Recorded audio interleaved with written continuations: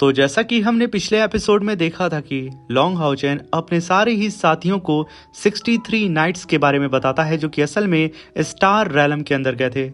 वो सारे ही eternal heroes जो कि 6000 साल से अब तक ह्यूमैनिटी को प्रोटेक्ट कर रहे थे। लॉन्ग हाउचेन उन सब के खातिर टॉम को बनाता है और साथ में अपने साथियों से कहता है कि 6 डिवाइन थ्रोन को तैयार रखो परसों की बैटलफील्ड के लिए। मेरे प्यारे से दोस्तों, अब इस एपिसोड को हम यहाँ पे स्टार्ट करते हैं। इस एपिसोड की स्टार्टिंग में हमें लॉन्ग हाउचेन को दिखाया जाता है जो कि कहता है कि अगर हमें कल की बैटल को जीतना है तो हमें किसी भी कीमत पे 6 डिवाइन थ्रोन चाहिए होगा, वरना इस बैटल को जीत पाना नामुमकिन होगा। तभी पालादीन कमांडर कहते हैं कि जब divine throne of protection and mercy का ट्रायल स्टार्ट हुआ था उस समय demon god emperor godhood path को पा चुका था, जिसकी वजह से ये ट्रायल आधे रास्ते में रुक चुका था। मगर हमने इस ट्रायल को फिर से स्टार्ट कर दिया है। सारे रैंक 9 के नाइट जो योग्य थे वो सभी इस ट्रायल में प्रवेश कर चुके हैं और कुछ रैंक 8 के नाइट ने भी इसमें कोशिश की है, यहाँ तक कि जीनन ने भी। लेकिन डिवाइन थ्रोन ट्रायल इतना आसान नहीं होता है। अब तक किसी तरह का नतीजा नहीं आया है, हमें सिर्फ इंतजार करना होगा। और तभी वो सभी लोग लॉन्ग हाउचेन के ग्रैंडपा के divine throne of order and law के सामने आके खड़े हो जाते हैं। तभी वहाँ पे लॉन्ग हाउचेन के ग्रैंडपा कहते हैं कि पिछली लड़ाई में मैं डीमन प्रिंस बाउ से हार गया था। उसने मुझे इतनी बुरी तरह घायल कर दिया कि अब मैं divine throne of order and law को संभालने के लायक मैं नहीं रहा। और कल की जंग ह्यूमन और डीमन रेस के बीच वो लड़ाई होगी जिसमें हमें ऐसी चीज की जरूरत है जो ह्यूमन रेस ने कभी देखी ही ना हो, अनशेकेबल कॉन्फिडेंस। डीमन प्रिंस बाउ से मेरी हार को एक तरफ रख दो। अब मैं वो इंसान ही नहीं रहा जैसा पहले था। मेरी शक्ति, मेरी उम्र सब बदल चुकी है। लेकिन तुम डिवाइन थ्रोन नाइट्स बिल्कुल डिफरेंट हो। मैंने 67 साल डिवाइन नाइट्स के तौर पर सेवा की। मैं अब बुढ़ा हो चुका हूँ, लेकिन तुम सब अपने शिखर पर हो, बिल्कुल अजय। और वही लोग हो जो मानवता की जीत की उम्मीद को आगे ले जा सकते हो। ग्रैंडपा धीरे से लॉन्ग हाउचेन की तरफ देखते हैं और कहते हैं कि लॉन्ग हाउचेन, जहां तक बात है divine throne of order and law को कौन संभालेगा, मैंने उसका नाम पहले ही अपने दिल में तय कर लिया है। और हाउचेन, इस सफर के दौरान शायद तुम्हें खुद एहसास ना हुआ हो, लेकिन तुम अब एक सिंबल ऑफ फेथ बन चुके हो। तुम्हारी वजह से अनगिनत लोग लड़ाई में उतरने को तैयार हैं। लोग तुम्हारे लिए जान देने को तैयार हैं हाउचेन, क्योंकि तुम उन्हें उम्मीद देते हो। ये कहने के साथ ग्रैंडपा पलटते हैं और तभी वहां पे उनकी ड्रैगन नाइट लीग अपीयर होती है। सारे ही सोल्जर ड्रैगन नाइट लीग की तरफ से अपने अलायंस लीडर को ग्रीट करते हैं और सलामी ठोकते हैं। अब यहाँ पे लॉन्ग हाउचेन अपनी आंखों के सामने ड्रैगन नाइट लीग को देख के दंग हो जाता है। खास तौर से वो अपनी आंखों के सामने अपने टीचर और अपने ब्रदर हु को देख के काफी ज्यादा सरप्राइज हुआ था। तभी लॉन्ग हाउचेन कहता है कि मुझसे तो ग्रैंड मास्टर ने तो कहा था कि आप लोग ड्रैगन थ्रोन पास की रक्षा कर रहे हैं,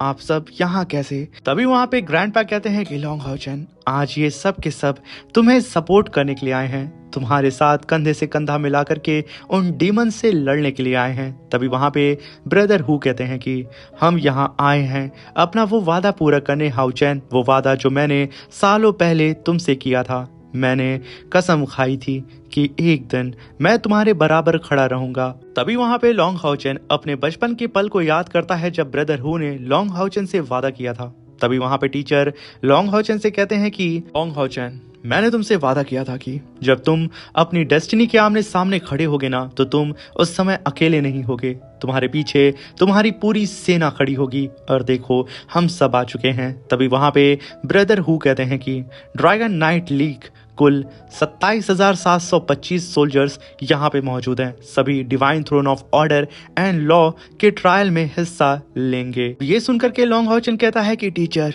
ब्रदर हु, आप सभी लोग यहाँ पे मेरा साथ देने के लिए आए हैं।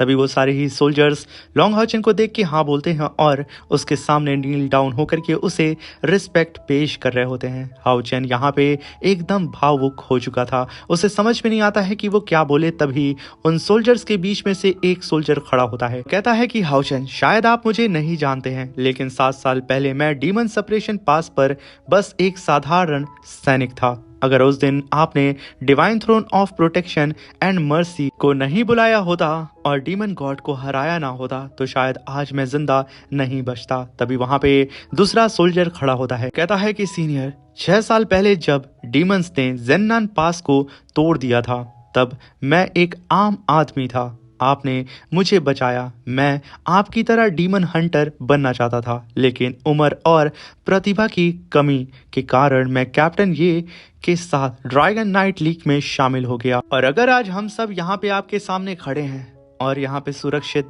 जिंदा हैं तो ये सब कुछ आपकी टीम की बदौलत है, क्योंकि आप लोगों ने हर दिन आगे बढ़ते हुए उन सारे ही डीमंस का खात्मा किया है। तब जाकर के हम सब सुकून की जिंदगी अपने अपने परिवार के साथ बिता रहे हैं। तो आखिर आज जब आपको हमारी ज़रूरत है तो आखिर हम आपके साथ क्यों ना खड़े हों। तभी वहाँ पे ग्रैंडपा कहते हैं कि divine throne of order and law अब तक का एकमात्र ऐसा थ्रोन है जिसे कई सारे लोग मिल करके हैंडल कर सकते हैं, और अगर ड्रैगन नाइट लीग एक साथ ट्रायल में हिस्सा ले तो इसे पास करना पूरी तरह आसान होगा। तुम सब इसमें पास हो जाओगे। तभी वहां पे लॉन्ग हाउचेन अपनी पावर को अनलिश करते हुए divine throne of order and law को एक्टिवेट करता है, क्योंकि यही तो था अलायंस लीडर और ये एबिलिटी सिर्फ और सिर्फ अलायंस लीडर के पास होती है। तभी आसमान में एक ब्लास्ट होता है, एक जायंट सा स्पिरिचुअल एरे अपीयर हो जाता है जो कि अपनी दिव्य रोशनी से सभी लोगों को वहां पे घेर लेता है। सभी सोल्जर्स की नजरें अब आसमान में जाकर के टिक जाती हैं। तभी लॉन्ग हाउचेन सभी लोगों से कहता है कि मैं लॉन्ग हाउचेन आप सभी लोगों का शुक्रिया अदा करता हूं, और जब तक आप लोग यहाँ पे इस ट्रायल को देते हैं मैं वादा करता हूं कि मैं यहाँ से 1 इंच भी नहीं हिलूंगा। मैं यहाँ पे खड़े होकर के आप सभी लोगों का इंतजार करूंगा। तभी सब के सब वहां पे टेलीपोर्ट होकर के सीधा ही divine throne of order and law के ट्रायल के अंदर एंटर कर जाते हैं। तभी साइनर लॉन्ग हाउचेन के पास आके कहती है कि हाउचेन तुम फिक्र मत करो, वो सब वापस आएंगे divine throne of order and law को हासिल करके, और तुम यहाँ पे बिल्कुल सिस्टर जीनर को लेकर के परेशान मत हो। मुझे यकीन है कि सिस्टर जीनर वो तुम्हारी बहन है, वो अब तक तो शायद अपने ट्रायल को आधा खत्म भी कर चुकी होंगी, बस हौसला रखो। लॉन्ग हाउचेन वहां पे हाँ में गर्दन हिलाता है और तभी सीन शिफ्ट होता है और हमें जीनर को दिखाया जाता है जो कि divine throne of protection and mercy के अंदर ट्रायल दे रही थी। तभी वहां पे थ्रोन की आवाज आती है कि अगर तुम लोग divine throne of protection and mercy को हासिल करना चाहते हो तो तुम्हें एक पहाड़ जितना भारी बोझ सहना होगा, और इसे हासिल करने के लिए तुम्हें ये साबित करना होगा तुम्हारी इच्छा शक्ति रक्षा करने का जज्बा कितना मजबूत है। अभी वहां पे जीनर कहती है कि मैं यहाँ गिर नहीं सकती, किसी भी हाल में नहीं। तभी उन सब के ऊपर ग्रेविटी प्रेशर लगने लगता है। तभी थ्रोन कहता है कि क्या तुम्हें पता है कि आखिर तुम किसका भार उठा रहे हो?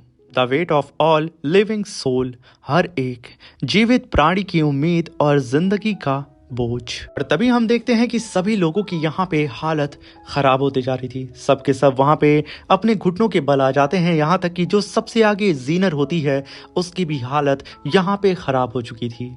वहीं पे कुछ कल्टीवेटर्स तो इस ट्रायल से बाहर जाके गिर चुके थे। तभी वहां पे लिंसी उन सारे ही कल्टीवेटर्स को देख के कहता है कि आधे से ज्यादा रैंक 9 के नाइट पहले ही ट्रायल में असफल हो चुके हैं, और जीनर वो तो अभी भी रैंक 8 पे है, फिर भी शुरू से अब तक डटी हुई है। मुझे नहीं पता वो ठीक है या नहीं, शायद मुझे उसे वो ब्रेक थ्रू पिल दे देनी चाहिए थी और उसे ज़बरदस्ती रैंक 9 तक पहुंचा देना चाहिए था।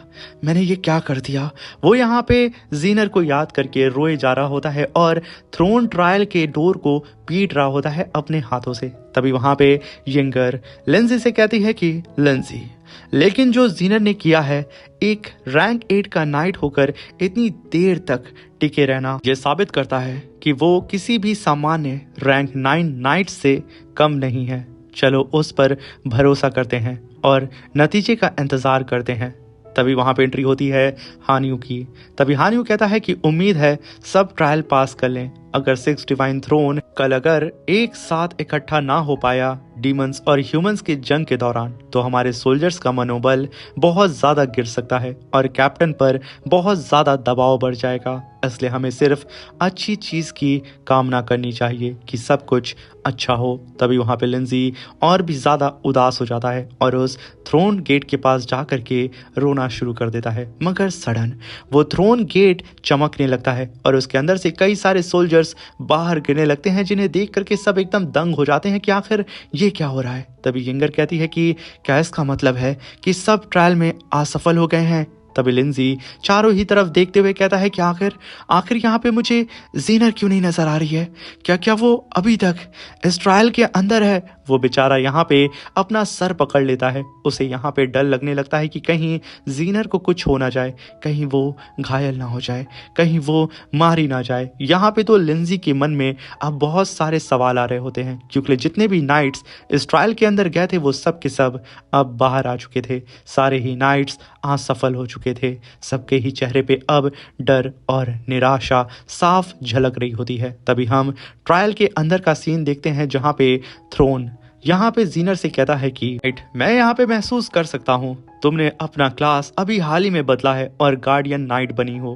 तुम्हारे पास तो ठीक से एक शील्ड भी नहीं है, फिर भी तुम्हारे पास इतना लड़ने का जज्बा कहाँ से आ रहा है? तभी जीनर कहती है क्योंकि मैं डरती हूँ।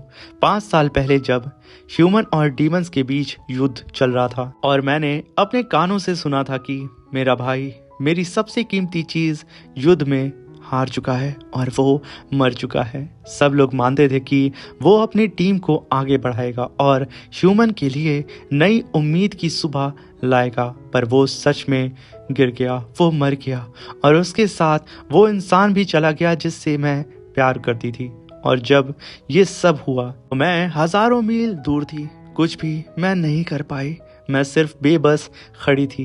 5 साल तक मैं पछतावे में जलती रही और फिर एक दिन वो सब के सब लौट आए। मैं खुश थी, बेहद खुश, लेकिन मेरे दिल में एक और बड़ा डर पैदा हो गया। मैं डरी हुई हूँ कि वो फिर से खो ना जाए। मैं फिर से उनके मरने की खबर सुनना नहीं चाहती।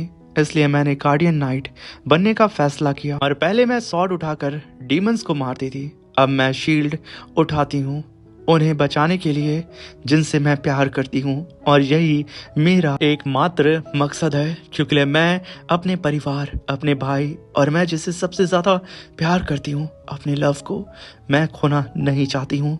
मैं उन सबसे दूर नहीं जाना चाहती हूँ।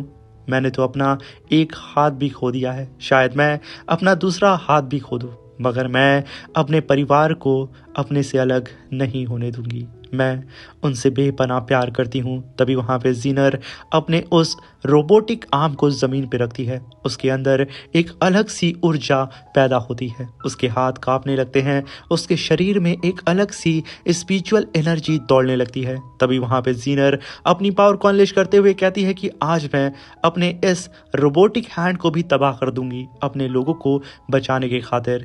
इसे मैं शील्ड बनाऊंगी। ये कहने के साथ जीनर घसीट के एक पंच आसमान में मौजूद उस जाइंट से माउंटेन के ऊपर कर देती है और एक ही पंच में जीनर ने उस पूरे ही चट्टान को फाड़ करके रख दिया था। जिस चट्टान के अंदर जितने भी लिविंग बीइंग्स थे उन सब की सोल कितना वजन मौजूद था। जीनर ने इस चट्टान को तो तोड़ दिया था, मगर नतीजा ये होता है कि जीनर का वो हाथ टूट जाता है और वो फिर से अपने हाथ से हाथ धो बैठती है। तभी वहां पे जीनर कहती है कि आज मैंने अपने उस हाथ की कुर्बानी दे दी जिससे मैं अपनी तलवार को पकड़ती थी।